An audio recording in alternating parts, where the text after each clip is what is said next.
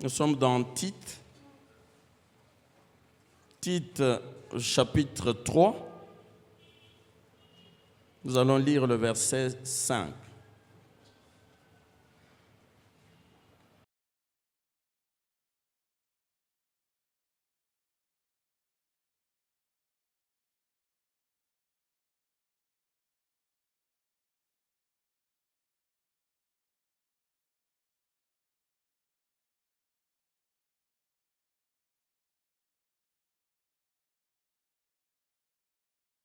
Nous acclamons pour la parole du Seigneur.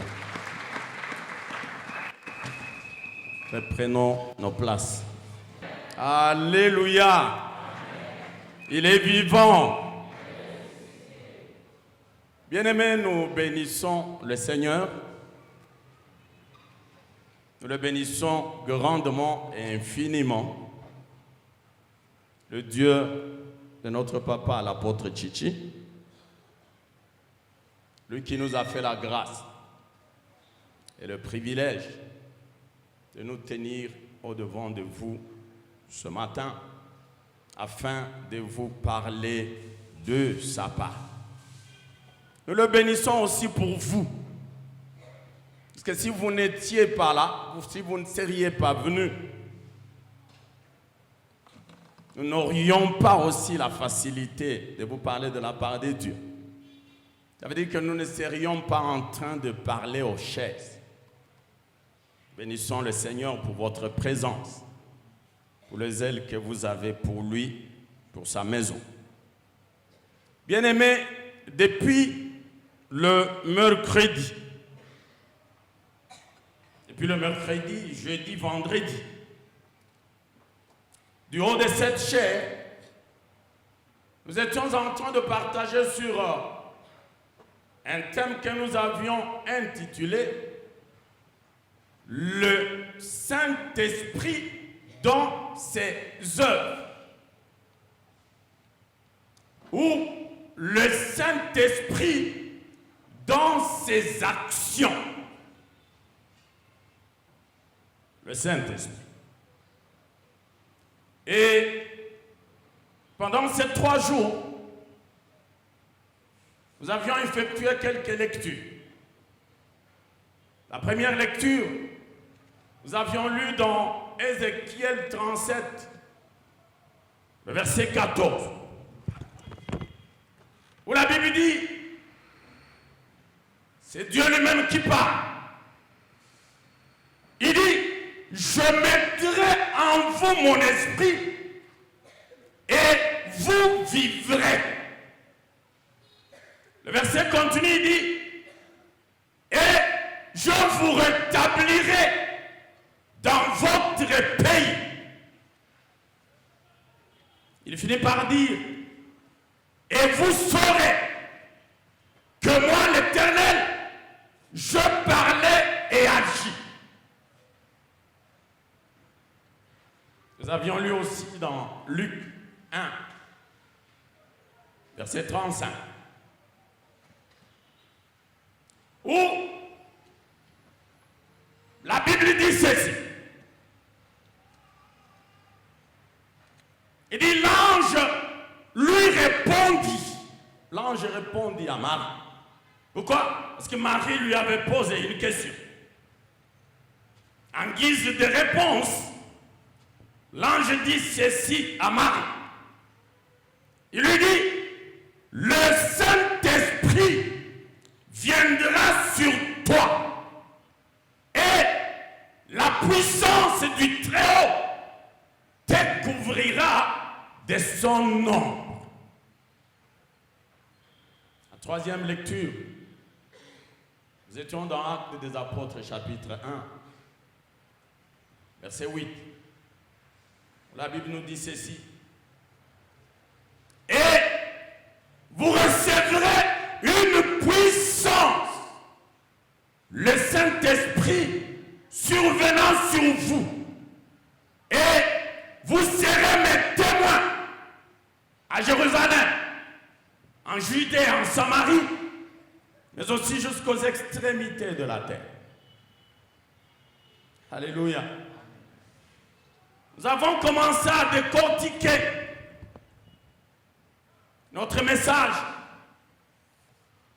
lorsque nous avons commencé par le verset 26 de Luc.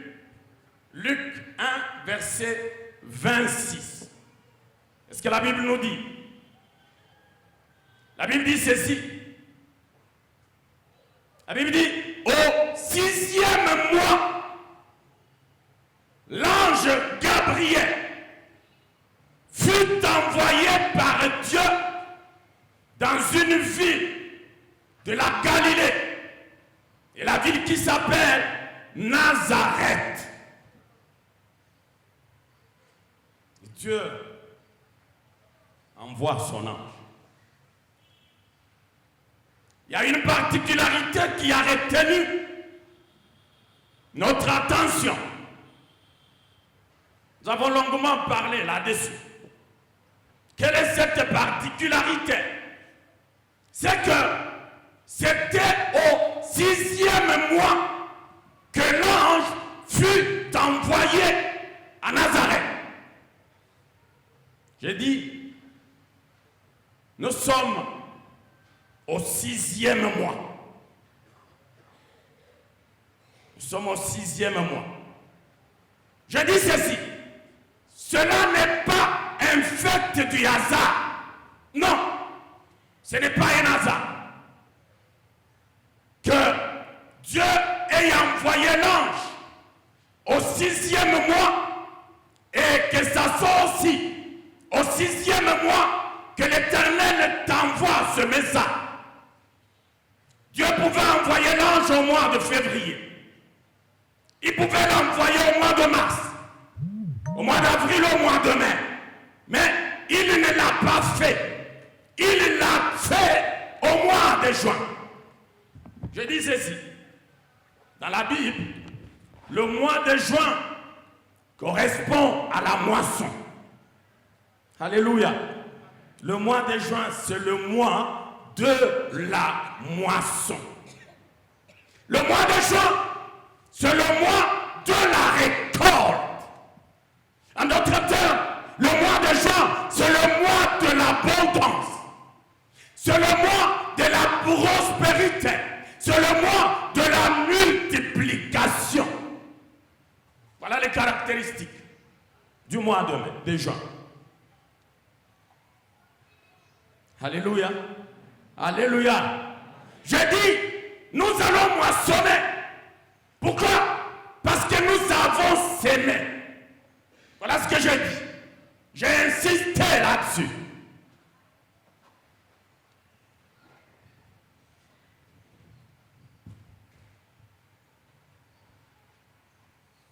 J'ai dit, nous allons moissonner.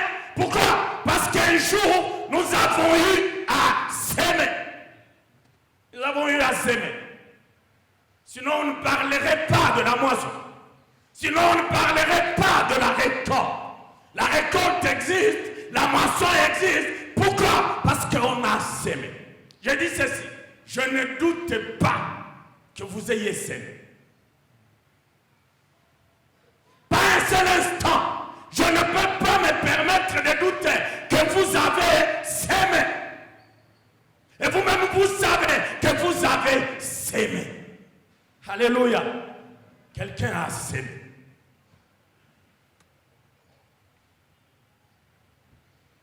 Je dis par vos prières, vous avez eu à s'aimer. Par vos offrandes, par vos dîmes, vos offrandes ordinaires, vos actions de grâce, vous avez eu à s'aimer.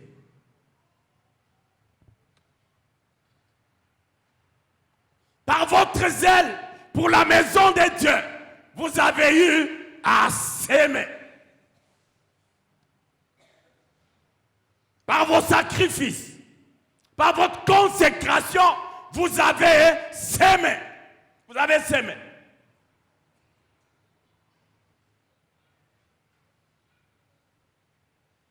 Par le jeûne que vous faites régulièrement, vous avez même déjà arrêté un programme pour cela. pendant le mois, je me dois de jeûner pendant 7 jours à sec. Je ne mange pas, je ne bois pas. C'est une sémence. Vous avez sémé. Je ne peux pas m'en douter, vous avez sémé. Et l'Éternel sait aussi que vous avez sémé.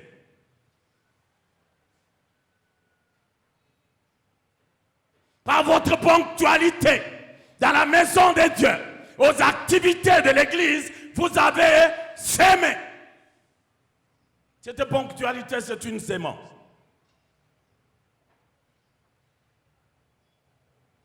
Je dis par moment, vous avez même sémé avec larmes aux yeux. Vous sémez, vous venez à l'église avec larmes aux yeux.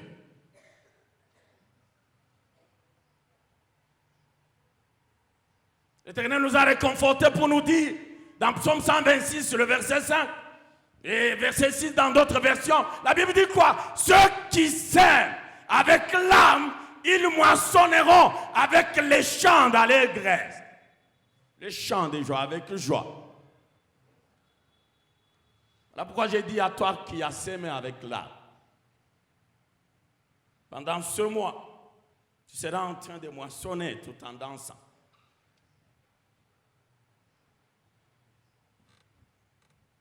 C'est ça la caractéristique lors de la moisson. La joie, la danse. J'ai dit aussi, lorsqu'on moissonne, ce n'est pas ce qu'on a sémé qu'on va moissonner.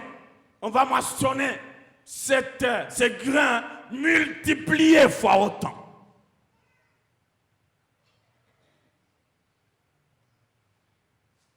Tu prends un grain de maïs, tu enfouis dans le sol. Ce grain va te produire autant de grains de maïs. C'est ça la moisson. C'est pour cela que s'il faut s'aimer, il faut le faire. Tout en te disant que ce n'est pas ce que tu vas s'aimer que tu vas récolter le jour de la moisson. Je voudrais encourager une personne à s'aimer et alors à s'aimer. Pourquoi? Parce que la moisson, elle est abondante. La moisson, elle est variée. La moisson, elle est prospère. La moisson, elle est multipliée. C'est ça ce que Dieu fait. Il faut s'aimer. Il faut s'aimer sans calcul, sans modération. Il ne faut pas te mettre à philosopher. Non, il n'y a rien à philosopher. Parce que ce que tu vas s'aimer, tu vas le retrouver au centuple.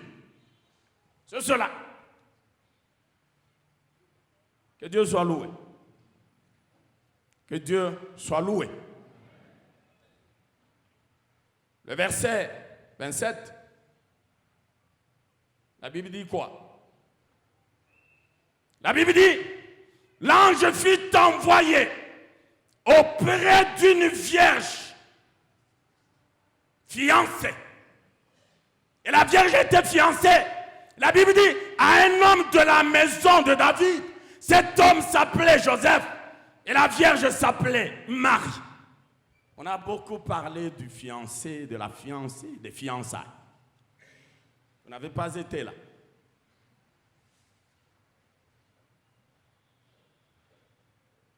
La fiancée.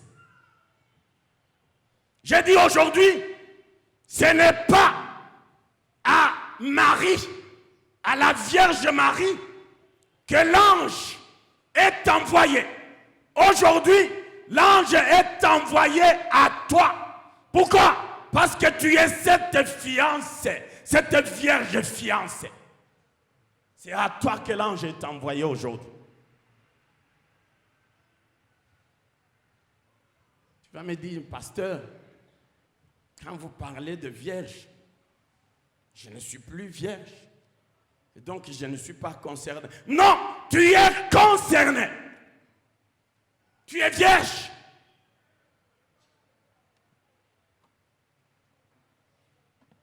De Corinthiens 5, 17, il dit quoi? Il dit, si quelqu'un est en Christ, il est une nouvelle créature. Voici, toutes les choses anciennes sont passées et tout devient nouveau. Tout devient nouveau. Alléluia. Tout devient nouveau. Ça veut dire que tu es une nouvelle créature. Une nouvelle créature. À moins que tu me dises le contraire. À moins que tu me prouves le contraire. Que tu dises, pasteur, moi non. Voici les preuves ABC. Voici. À moins que tu me dises le contraire. Mais tu es une nouvelle créature. Voilà ce que la Bible me dit. La Vierge fiancée. Je dis, les fiançailles, c'est un domaine exceptionnel. C'est un domaine exclusif. Un domaine réservé. Ça veut dire quoi? Ça veut dire lorsque tu es fiancé, le fiancé voudrait que tu lui appartiennes en exclusivité. Vice versa aussi. La fiancée aussi voudrait que le fiancé lui appartienne en exclusivité. J'ai dit pendant la semaine qu'il y a quelqu'un qui me disait non, pasteur, mon mari, il a une jalousie mal placée. J'ai dit non, c'est pas mal placé. Mal placé, ça vient d'où? Non, il veut que tu sois à lui en exclusivité. Alors il ne faut pas dire la jalousie mal placée. Celle qui est bien placée, elle est où? Tu connais là où elle se retrouve, la jalousie bien placée. C'est une matière exclusive. Ça veut dire c'est soit l'un, c'est soit l'autre, et pas les deux. J'ai dit, quelqu'un m'a dit, j'ai entendu quelqu'un dire, moi j'ai 5 fiancés. J'ai dit, tu es en train de blaguer. Les fiançailles, c'est quoi? Les Français, les juristes disent que c'est une promesse de mariage. Ça veut dire, toi, tu as promis 5 mariages à 5 filles. Tu es moins sérieux. Oh, Dieu va me montrer. Mais il faut attendre que Dieu te montre. Il faut attendre que Dieu te montre.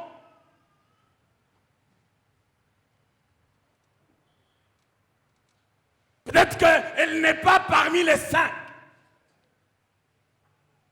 Il faut attendre que Dieu te montre. 2 Corinthiens 11, verset 2. La Bible nous a dit ceci.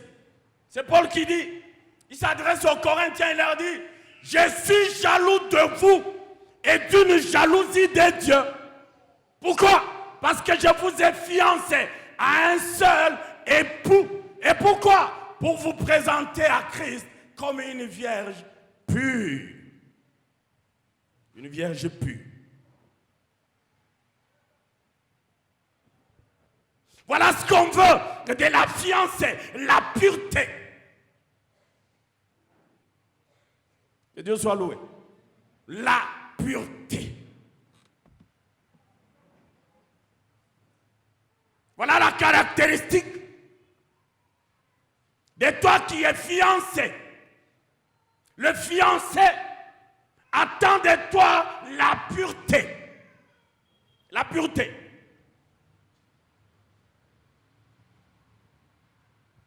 Que Dieu soit loué. Nous avions dit, cette matière a été réglementée dans la loi, dans la Torah. Nous avions donné l'exemple de Deutéronome 20, verset 7, pour les fiancés, Deutéronome 24, verset 5, pour les jeunes époux. dont la situation était aussi réglementée.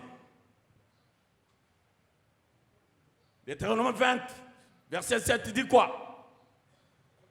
Il dit, qui est cet homme-là qui a fiancé une femme et ne l'a pas encore récupérée, et n'a pas encore reprise, que cet homme, s'il existe, qu'il s'en aille, qu'il rentre à la maison, qu'il rentre chez lui. Pourquoi? De peur que sur le champ de bataille, que cet homme tombe et que par la suite, que quelqu'un d'autre vienne pour récupérer la fiancée. Alléluia.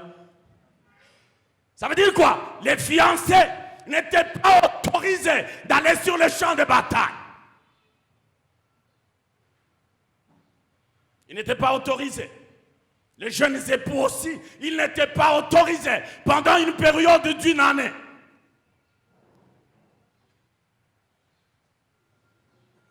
Pourquoi? Parce que sur le champ de bataille, au lieu de viser de combattre l'ennemi, de tirer sur l'ennemi, les fiancés ou le jeune époux sera en train de penser à la fiancée ou à l'épouse laissée à la maison,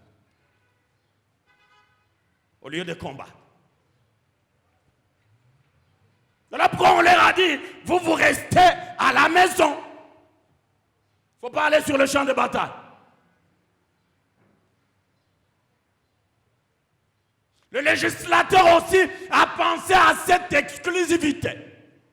Le législateur n'était pas pour que le fiancé, une fois sur le champ de bataille et qu'il tombe, qu'il y ait quelqu'un d'autre qui va venir pour récupérer la fiancée. L'exclusivité. J'ai dit ceci. Contrairement à cette loi, ton fiancé à toi, lui, il a transcendé. Lui, il est parti sur le champ de bataille.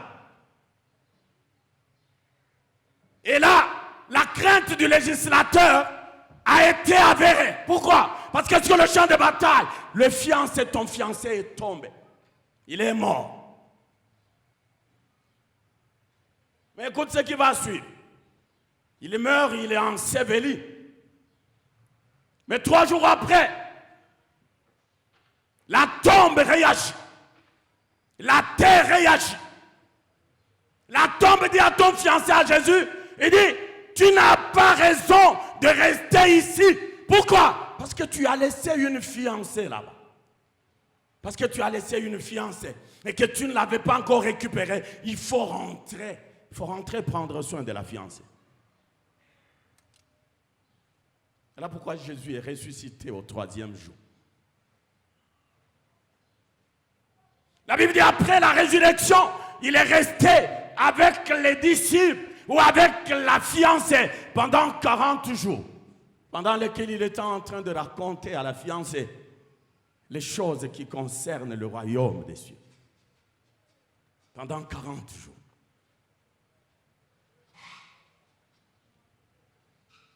Au 40e jour, il est monté.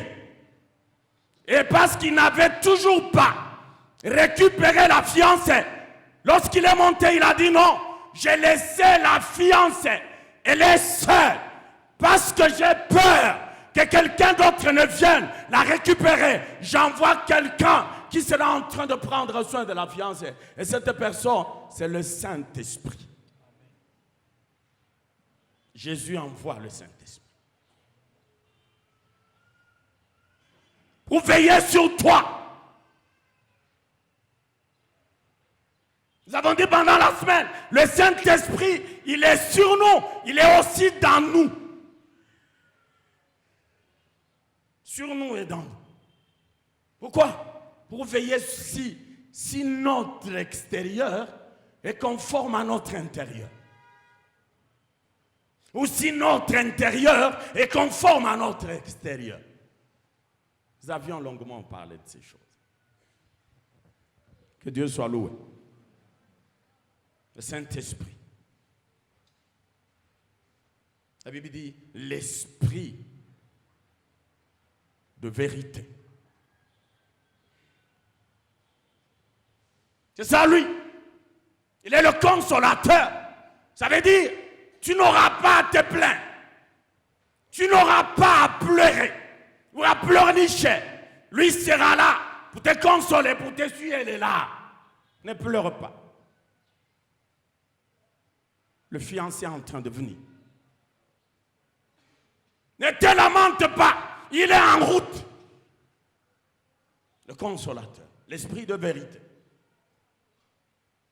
Et lorsque Jésus l'envoie, il dit, il ne sera pas en train de parler de lui-même. Il sera en train de parler du fiancé qui est Jésus. Nous avions longuement parlé sur ça. L'ange est entré chez Marie. Salut Marie. Tu es quelqu'un à qui la grâce a été faite. Le Seigneur est avec toi. Marie est étonnée. Je cours derrière le temps. Dans sa crainte, il se pose la question sur ce que le message pouvait signifier. L'ange la réconforte, ne crains pas. Tu as trouvé grâce aux yeux de Dieu. Voici, tu deviendras enceinte et tu enfanteras un fils. Tu lui donneras le nom de Jésus. Il sera grand, il sera appelé fils du Très-Haut. Et le Seigneur l'Éternel lui donnera le trône de David, son père. Et il va régner sur la maison de Jacob d'éternité en éternité. Marie, elle est étonnée. Enfin, elle dit, comment cela va-t-il arriver? Comment cela pourra-t-il être possible que quelqu'un qui est vierge, qui ne connaît point d'homme, qu'il arrive à cette personne de concevoir? Elle s'est fait. Elle fait allusion à tous les principes de la science, de la médecine, toutes les lois de la nature, pour qu'il y ait une grossesse. Il faut que l'ovule soit fécondé par les spermatozoïdes. C'est ça. Et pour moi, comment cela arrivera-t-il? C'est là où nous avons lu. L'ange lui dit, l'Esprit Saint viendra sur toi. Voilà la réponse. Ça veut dire que cet Esprit Saint, c'est l'Esprit qui agit au-delà de tous les principes de la science que tu connais. Au-delà de toutes les lois de la nature que tu connais. Le Saint-Esprit agit au-delà de cela. Ça veut dire quoi? Au-delà de nos limites, le Saint-Esprit agit et il opère. Il opère de manière surnaturelle. Il opère de manière miraculeuse. C'est ça le Saint-Esprit. Alléluia. Que Dieu soit loué.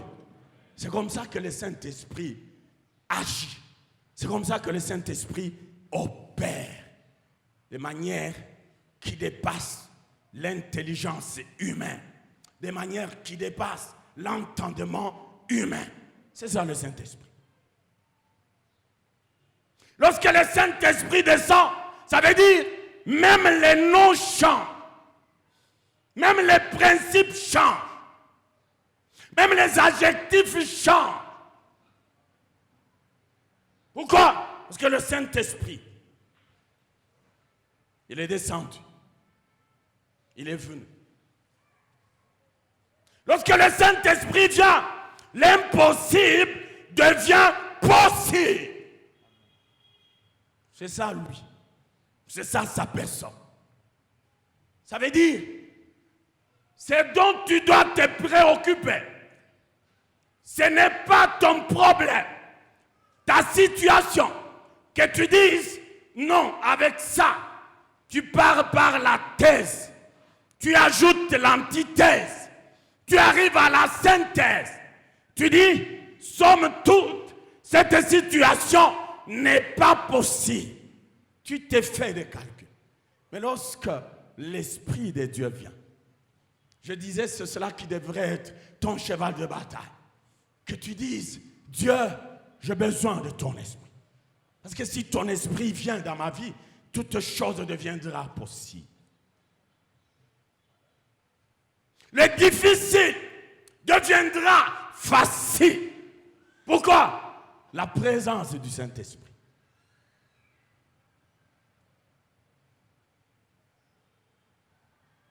La mort, elle va même changer de nom pour s'appeler désormais le sommeil. Pourquoi? Parce que la présence du Saint-Esprit est là. L'Esprit de Dieu. Alléluia. J'ai dit pendant la semaine qu'une stérile en train de se lamenter, 15 ans, 20 ans, je ne vois rien. J'ai dit, tu as besoin seulement de demander que l'Esprit Saint survienne sur toi. C'est seulement ça. Seulement ça. Regarde Sarah. À quel âge? Son mari même était en train de rire lorsqu'il recevait le message. Sarah elle-même rit. Abraham dit, naîtra-t-il un fils à un homme âgé de 100 ans? Est-ce une femme âgée de 90 ans peut-elle enfanter? C'est comme tu te poses autant de questions du genre. Mais que cela ne soit pas ton problème.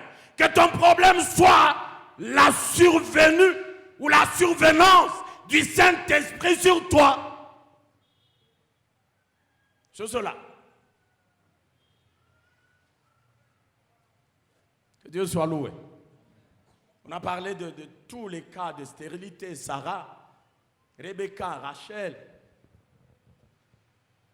Anna, Élisabeth, la femme à Manoach, la maman à Samson. Et vous allez voir que c'était dans un âge désespéré. Un âge désespérément désespéré que l'Éternel les a visités.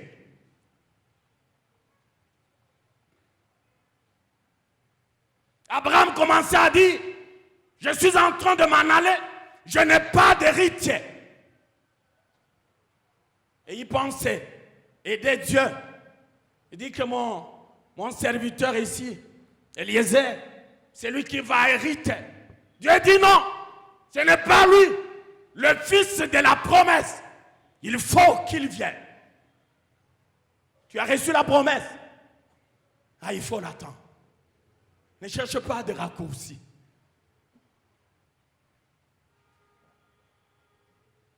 Ne cherche pas de raccourcis. Parce que ta promesse, elle court vers son accomplissement.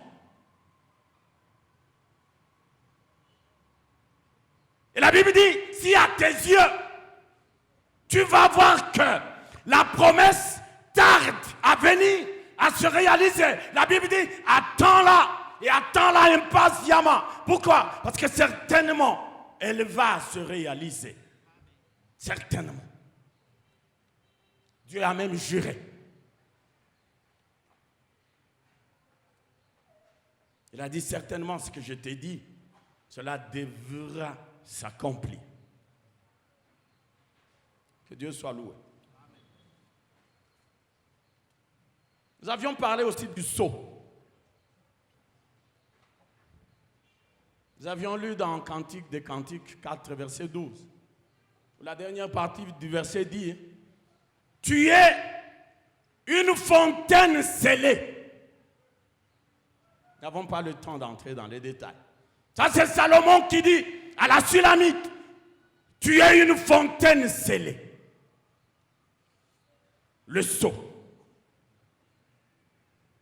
Lorsque le Saint-Esprit vient, il nous scelle de son sceau. Nous avons dit le sceau, c'est la marque. C'est une démarcation. C'est un signe pour dire celui qui a le sceau n'est pas égal à celui qui n'a pas le sceau. Celui qui a le sceau, il est différent de celui qui n'a pas le sceau. Or, toi, tu as le sceau. Donc, tu es différent de celui-là que tu penses être ton modèle. Oh, tu es mignonne. J'ai vu une femme admirer une autre femme comme ça. Oh, quelle beauté! Alors que celle qui admirait, elle était chrétienne. Elle admire celle qui est païenne. Elle dit, beauté fois, si c'est fois 10, si c'est fois... Non, elle a dit, beauté de 100 personnes. Tu as une beauté de 100 personnes. Y compris toi. Tu es parmi ces 100 personnes. Voilà comment les chrétiens, par moments, nous manquons. Tunakosa msimamo. Alléluia. Le sceau. Nous avions lu dans Ephésiens 1, verset 13.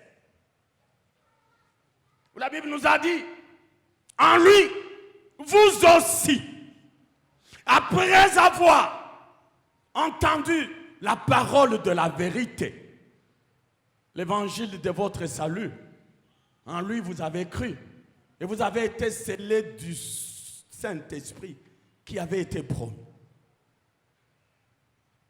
J'ai dit pendant la semaine, Jésus, c'est un fiancé qui, lorsqu'il parle, tu vas te dire, je n'ai jamais entendu quelqu'un parler comme cet homme. Qui peut résister à ce que ce fiancé dit? Qui? Tellement c'est des paroles mielleuses. Voilà l'évangile.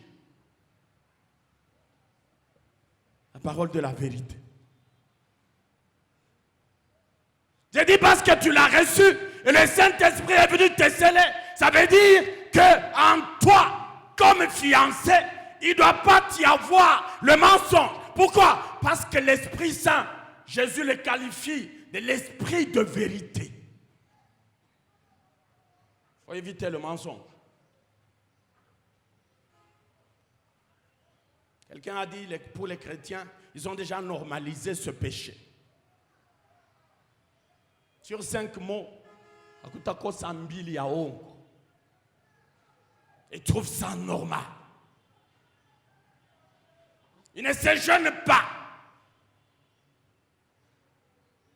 Le mensonge. Vous ne citez que cela, ce péché-là. Il ne doit pas être cité parmi nous. Pourquoi? Nous avons reçu, nous sommes scellés de l'esprit de la vérité. Le Saint-Esprit. Que Dieu soit loué. Que Dieu soit loué. J'ai dit, lorsque l'Esprit de Dieu nous scelle, il y a 3 choses qui se produisent dans notre vie. La première des choses, c'est l'authentification. Ça veut dire quoi? Ça veut dire lorsque le cachet, le Saint-Esprit te scelle, cela vient confirmer ton appartenance à Dieu. C'est ça l'authentification. Nous avons lu dans Romains 8, verset 9. La dernière partie qui dit, celui qui n'a pas l'Esprit de Dieu, il ne lui appartient pas. Romains 8, verset 9. Si quelqu'un n'a pas l'Esprit de Dieu, en quoi est-ce qu'il peut dire que je suis de Dieu, j'appartiens à Dieu? La marque, c'est le sceau du Saint-Esprit. C'est cette marque sur toi qui va même faire dire à tous ceux qui te voient que celui-là, il appartient à Dieu. Le sceau du Saint-Esprit. La deuxième des choses, c'est la protection. Lorsque l'Esprit de Dieu te scelle, ça veut dire que l'Esprit de Dieu va assurer ta protection en Jésus jusqu'au salut final. jusqu'au salut final. Ça veut dire que tu n'auras pas à craindre ni la flèche qui s'envole pendant la journée en plein midi, ni celle qui s'envole la nuit. Tu n'as rien à craindre. Pourquoi? Ta sécurité est assurée par le Saint-Esprit. La troisième des choses, c'est la garantie. Nous avons lu dans 2 Corinthiens 1, verset 22, où la Bible parle des arts de l'esprit qui ont été déposés dans nos cœurs. Je dis les arts de l'esprit, c'est la garantie. J'ai dit cette garantie, c'est comme un jeton qui te donne accès à l'héritage céleste. C'est comme un billet d'accès. C'est comme une carte qui te rend éligible à notre héritage céleste ou à la vie éternelle. Voilà la garantie, le sceau du Saint-Esprit. Ça veut dire si tu n'as pas ce sceau, non, tu ne pourras pas accéder à cet héritage. Pourquoi? L'identifiant te manque. Le sceau du Saint-Esprit. Cela te manque. Bien-aimé, pendant quelques minutes, je vais vous parler d'un petit sous-thème de ce matin. Je l'ai intitulé « L'esprit qui transforme ». Alléluia. L'esprit qui transforme. Parce que vous lisez Matthieu, chapitre 12, commencez au 38e verset, vous descendez. La Bible dit, un bon jour, les scribes et les pharisiens, ils viennent voir Jésus. Et lorsqu'ils viennent voir Jésus, ils disent, Seigneur, nous voudrions que tu nous fasses un miracle. Ils demandent un miracle. Pourquoi? Ils étaient habitués au miracle. Ils étaient contents lorsqu'ils voyaient Jésus. Il ressuscitait leur mort. Il a ressuscité Lazare. Il a ressuscité la fille de Jaïrus. La veuve de Naïm, son fils, a été ressuscité par Jésus. Il a ouvert les yeux à leurs aveugles. Les paralytiques, ils ont marché. Les aveugles ont recouvré la vue comme cet aveugle né. Les sourds, ils ont entendu. Alors ils viennent et disent, Seigneur, est-ce que tu peux nous faire encore un miracle? Cela nous éclaire. Cela nous fait du bien. Le miracle. Comme toi tu aimes le miracle. Les miracles. Les prophéties. Jésus les regarde dit, génération méchante et adultère. Elle demande un miracle. Il dit aujourd'hui, il ne vous sera donné aucun autre miracle que le miracle de Jonas. Miracle de Jonas. En quoi consiste le miracle de Jonas? En la transformation. Dieu l'envoie. Le péché des gens de Ninive, il est monté jusqu'à mon trône. Va leur prêcher la repentance. Il a fait ce qu'il a fait, il voulait fuir. Il a pris le bateau. Au lieu d'aller à Ninive, il est allé à Tarsis. Il est parti.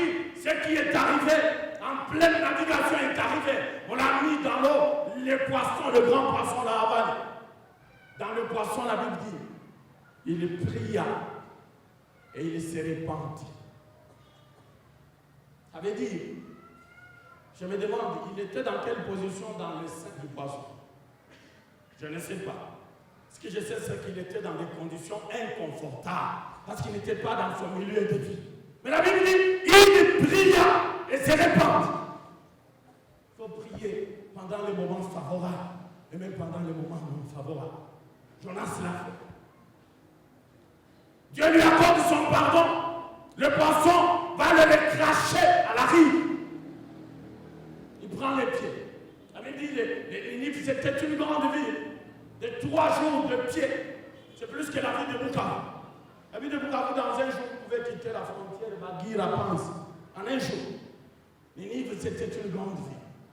Jonas, lorsque le poisson le crache, il prend la route, commence à crier. Et répondez-vous, les gens de Ninive, encore 40 jours, et votre ville sera détruite. Voilà le message que Jonas a amené à Ninive, la repentance. Pourquoi? Dieu voulait leur transformation. Dieu voulait leur conversion. Voilà le miracle que Jésus promet aux scribes. La transformation, le changement, la conversion. Voilà ce que l'époux attend de l'époux. Voilà ce que le fiancé attend de la fiancée que tu es. Ta conversion, ton changement, ta transformation. Lorsqu'on dit la conversion, ça veut dire que tu étais en train d'aller de ce côté. Lorsque tu vas te convertir, tu changes de direction. Tu arrêtes d'aller là-bas, tu te tournes de l'autre côté. Voilà la conversion. La conversion nous demande de nous dépouiller de notre vieil homme.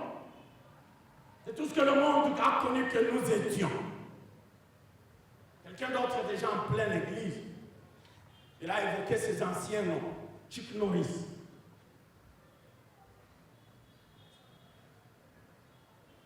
Le changement. Voilà le miracle que tu dois rechercher. Et que tu dois rechercher.